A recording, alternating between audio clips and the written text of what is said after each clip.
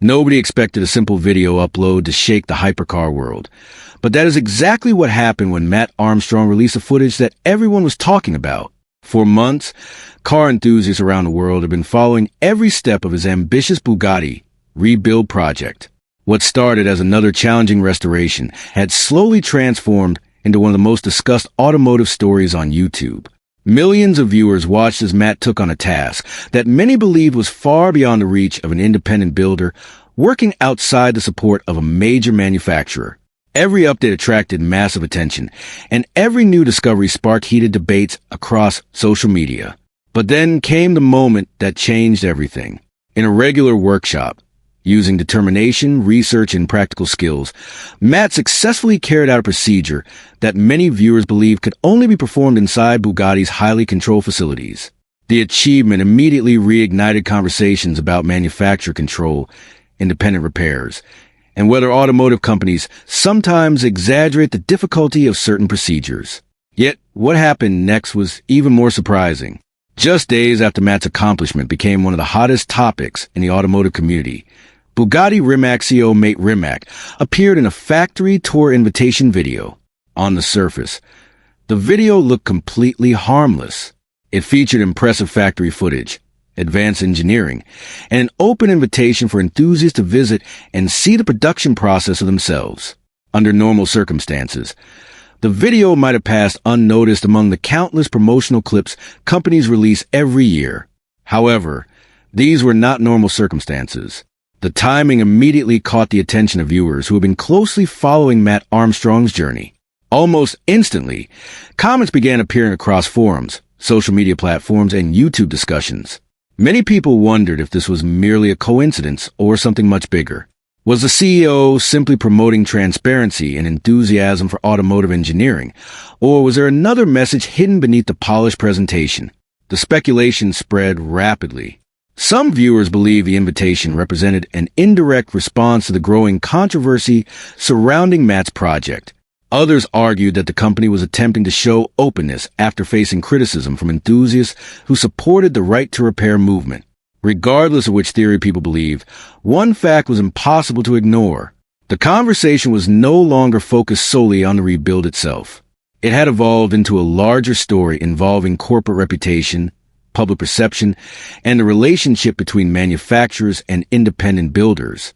Suddenly, every statement, every video, and every public appearance connected to Bugatti was being examined through the lens of Mat Armstrong's success. What made the situation even more fascinating was the contrast between the two sides. On one side stood a massive automotive brand known for producing some of the most exclusive and expensive vehicles in the world. On the other side stood a YouTube creator whose greatest weapons were patience, skill, and a camera documenting every step of the process. The difference in resources was enormous, yet millions of people found themselves rooting for the independent builder. The story had become more than a repair project. It was turning into a modern David versus Goliath tale that captured the imagination of viewers worldwide. As discussions intensified and theories multiplied, one question continued to dominate every comment section. Was Mat Rimac's invitation simply a friendly gesture toward automotive enthusiasts, or was it a carefully timed response to the growing influence of Mat Armstrong, and the proof he had just placed in front of the entire world? Long before the factory tour invitation sparked endless speculation, Mat Armstrong had already captured the attention of the automotive world through a project that many considered impossible from the very beginning. When news first emerged, it had acquired a severely damaged Bugatti Chiron. Reactions were mixed. Some viewers were excited by the challenge, while others believed the project would eventually fail under the weight of its complexity. After all, Bugatti is not an ordinary car manufacturer. The company produces some of the most advanced, exclusive, and expensive vehicles ever built. Every component is engineered to extraordinary standards, and even routine maintenance often requires specialized tools, trained technicians, and access to manufacturer-approved procedures. Because of this reputation, many people assume that rebuilding a damaged Bugatti outside the company's official network will be nearly impossible. Yet Mat Armstrong has built his career by taking on projects that others avoid. His audience has watched him revive vehicles that many experts believed were beyond saving. However, the Bugatti project represented an entirely different level of difficulty. From the moment the rebuild began, every step presented new challenges. Parts were difficult to locate, technical information was limited, and the costs involved could easily overwhelm most independent builders. Despite these obstacles, Matt approached the project with the same determination that had earned him a loyal following. Rather than relying on shortcuts, he carefully documented every stage of the process. This transparency became one of the project's greatest strengths. Viewers could see the successes, the setbacks, the mistakes, and the solutions. Instead of presenting an unrealistic picture of perfection, he showed a reality of tackling one of the most complicated automotive rebuilds ever attempted on YouTube. As each episode was released, audience interest continued to grow. What initially appeared to be a niche project for car enthusiasts began attracting viewers from outside the automotive community. People were fascinated not only by the car itself, but by the larger story unfolding around it. They saw an independent creator taking on a challenge that seemed completely out of reach. The project represented persistence, creativity, and problem-solving on a scale rarely seen online. Every new obstacle created suspense because nobody knew whether it could actually be overcome. The uncertainty kept viewers coming back week after week. Then came one of the most significant moments of the entire rebuild. During the restoration process, Matt successfully performed a chassis split procedure that many people believed required Bugatti's specialized facilities. The achievement immediately became a major talking point throughout the automotive community. Supporters viewed it as proof that independent builders were capable of far more than manufacturers often acknowledge. Critics argued that the situation was more complicated, and that factory procedures existed for important safety reasons. Regardless of where people stood on the debate, the impact of the moment was undeniable. Videos discussing the achievement spread rapidly across social media, forums, and automotive news channels. Suddenly, the rebuild was no longer just a YouTube series. It had become a symbol in a much larger conversation about repair rights, technical knowledge, and manufacturer control. Many enthusiasts began questioning long-held assumptions about what independent mechanics could achieve. Others pointed to the growing importance of access to information in an era where modern vehicles are becoming increasingly complex. Throughout all of this attention, Matt maintained a calm and professional approach. Rather than making grand claims or engaging in public arguments, he continued focusing on the rebuild itself. This strategy strengthened his position because the evidence was visible for everyone to see. The progress of the project spoke louder than any debate. As millions of viewers watched the Chiron gradually come back to life, the rebuild evolved into something much bigger than a restoration. It became a challenge to conventional thinking, a demonstration of determination, and one of the most captivating automotive stories on the internet. By the time discussions about Bugatti's response began appearing online, Mat Armstrong had already transformed his project into a phenomenon that reached far beyond the world of hypercars. As the Bugatti rebuild continued gaining momentum, the conversation surrounding the project began moving beyond nuts, bolts, and repair techniques.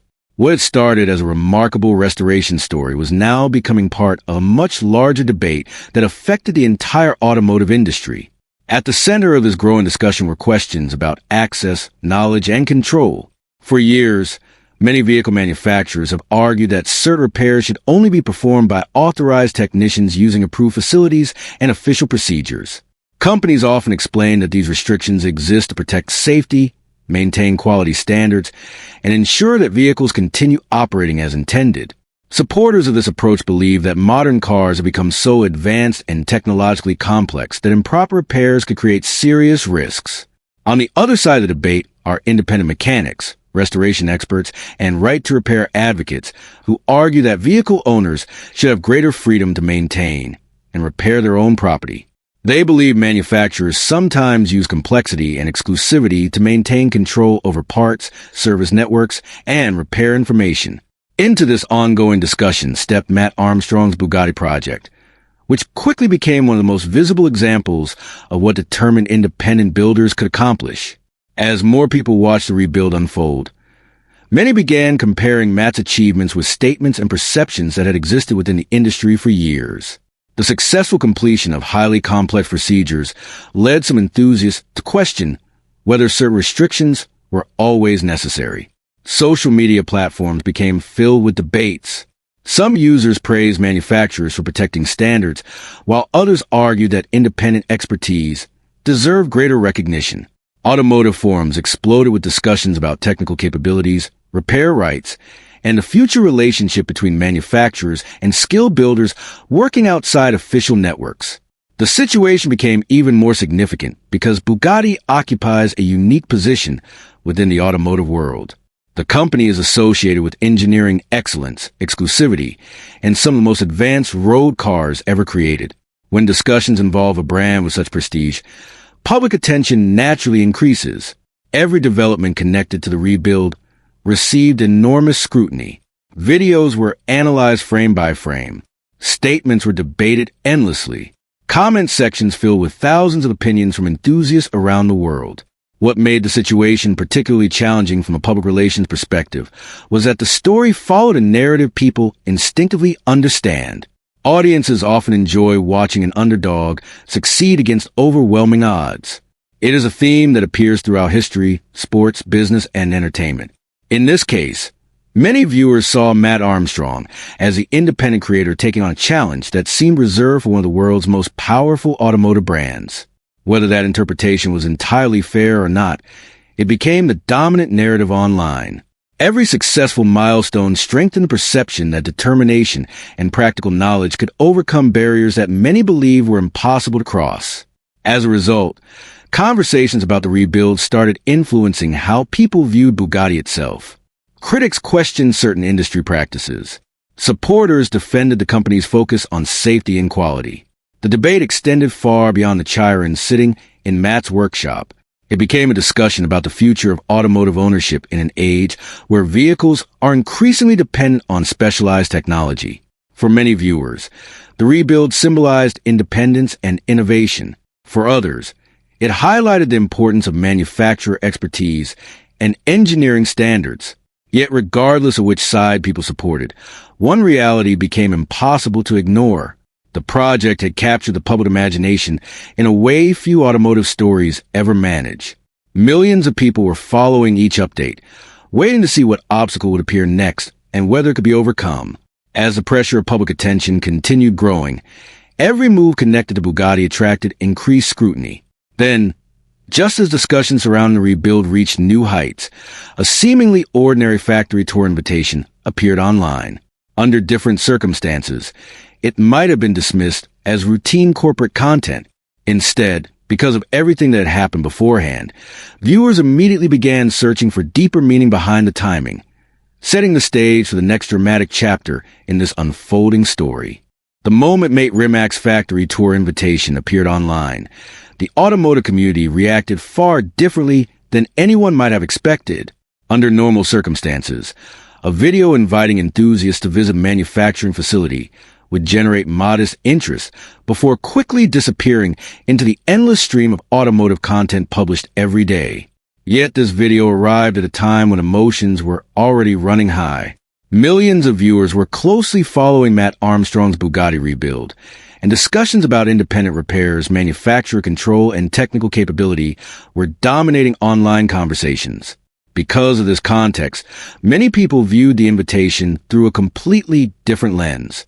Instead of focusing on the impressive factory footage or the advanced vehicles being showcased, viewers immediately connected the timing to the controversy surrounding Armstrong's project. Within hours, comment sections across multiple platforms were filled with speculation. Some users described the invitation as a subtle olive branch. Others believe it was an attempt to change the conversation before criticism of Bugatti grew even stronger. There were also people who dismissed these theories entirely, arguing that enthusiasts were reading too much into an ordinary promotional video. Regardless of which interpretation was correct, one thing became clear almost immediately.